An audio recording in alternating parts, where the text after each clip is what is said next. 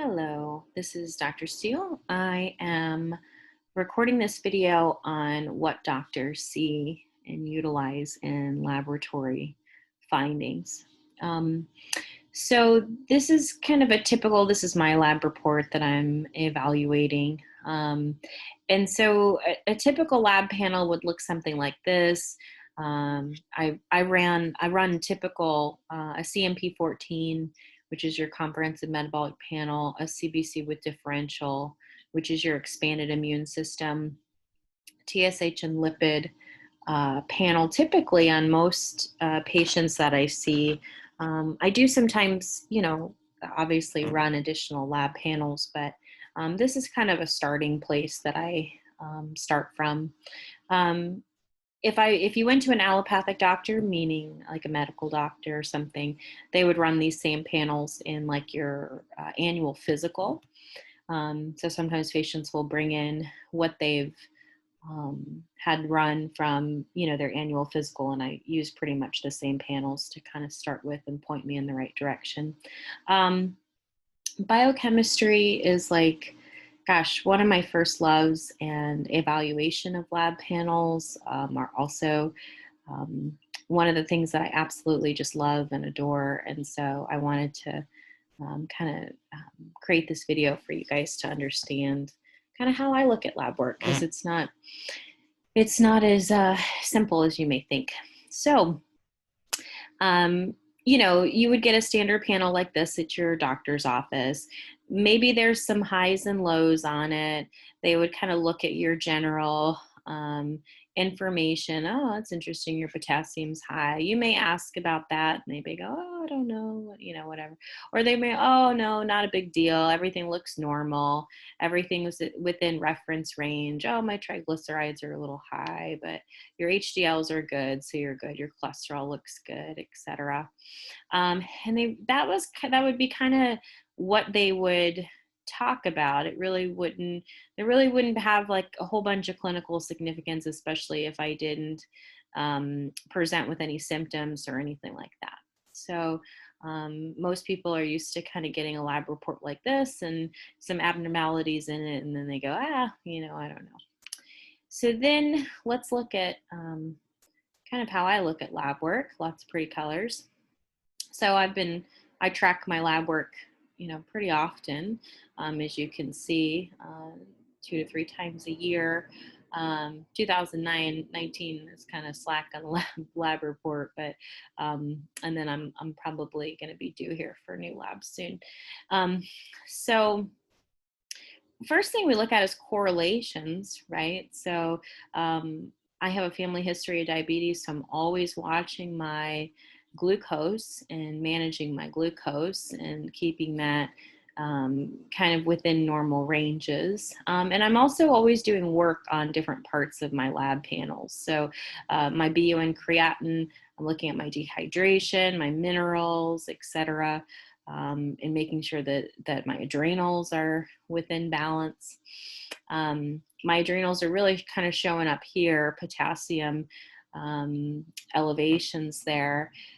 Could be, adrenal, could be a little dehydration, but at least I brought it down from where it was before. I've also normalized my chloride as well. And then CO2. So I sometimes struggle with upper digestive issues. Not enough stomach acid and hydrochloric acid. I love spicy food, and spicy food sometimes loves me. So you see it kind of shot up there as I was getting really excited with my spicy food. And so, I brought that back down to normal ranges because of the impact of the spicy food, right? It does affect some of my proteins. And then too, because I get busy and I'm not paying attention to my protein levels, either I'm not sometimes efficiently breaking my proteins down, or I'm not getting enough protein, or I'm going amino acid deficient. So we'll see there's some challenges within my total protein count. A little bit of irritation on my liver there with the globulin, but all in all, with my proteins and my calcium's looking pretty good. Alkaline phosphate, I do need to work on that. This is a zinc deficiency and also an indication of the lining of the digestive system. So always working on making sure that that lining is working well. My liver enzymes look great. Noticed back in 2018, my liver enzymes were not looking so great. They were double what they are now. And you'll see that kind of significant translates to my cholesterol, triglycerides, LDL. Geez Louise, what was going on there? 2018, probably a lot of stress and, you know, various other things. So, but now my cholesterol is down.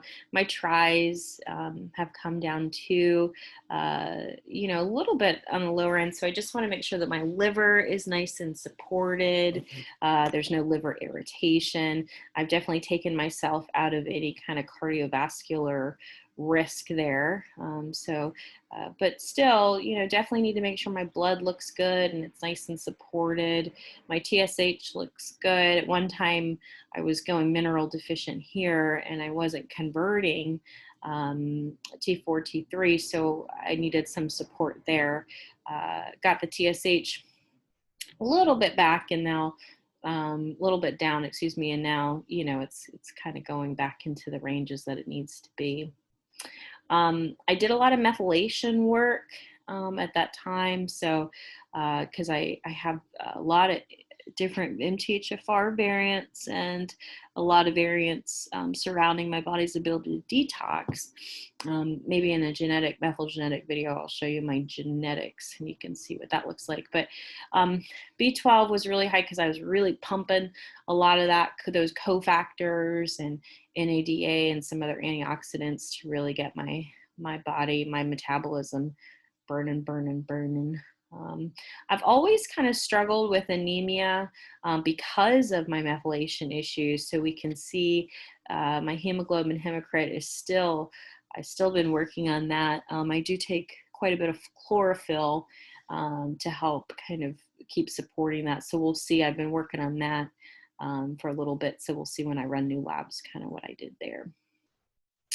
Immune system looks pretty good. I mean, I've got right there, it dropped down. I definitely think some allergic responses or some bacterial infections. So I don't tend to take probiotics as efficiently, and I'm probably due to do like an AIP digestive clean out. I haven't done one of those in a while. So it's just, you know, getting my mindset wrapped around it, I think, is sometimes the most challenging part. And then once you get it, you're good. And so no clinical significance there, at least on the expanded immune system. So we can see I definitely continue to work on my heavy metal issues and my toxicity issues because, you know, we're on the planet, right? The heavy metal and the toxicity issues do feed my red blood cell issues. And I'm always working on keeping my blood sugar and my adrenal glands and my GI system healthy. And so bringing that down. Heavy metals love B6 for whatever reason. They're just eating those up. But I did do some significant work on my B12 folate, so I'll be excited to see what that comes back with. And then really it makes sense for me to go into the GI system, work on really building that zinc up. I've been working on the iron and trying to get some of this stuff stabilized, and then we'll kind of go from there. So yeah, I mean, a lot of stress. You know, I mean, I own my own practice. I, you know, build this thing brick by brick and really focused on it while also focusing on my health too. But you'll see just, you know, if you're tracking your lab work, the significance, and this is what I look for as a functional doctor. I remember a long time ago, you know, I used to interpret these things in grids. Actually, we would handwrite all of this stuff in little Excel spreadsheet grids that we would print out. And doing that repetition over time really helps to just cement the information. So that really is an art form to interpreting labs and evaluating labs. And I'm really quite grateful to have this gift and this ability to be able to see labs and be able to move these biochemical markers in different directions. With that being said, that's why a person is not on a lot of supplements with me, because I'm working on all these biochemical chains, and I'm supporting the nutrients and, working in different, metabolic chains to be able to really tap into the body's unique wisdom and ability to heal itself. And so in closing, if you are interested, I do blood work reviews in my practice. I typically do them on an initial consultation, or a follow-up consultation. Your initial one's just a chat, and then our follow-up consultation. And then I typically will run labs on standard practice members every 6 months, or if there's an underlying, a pretty severe condition, I'll do it 3 months. And then some patients have their labs run every month because, they're monitoring disease process, aggressive disease process. But in a standard preventative case, I'm going to run them every 6. Lab work changes about every 4 months or so. So no reason to do them, sooner than that, in my opinion, naturally. And so if you have labs for the last 4 months, I can always use those. And then if you need labs run, I can do that as well. So thank you so much for tuning in. And this is what doctors read in lab work.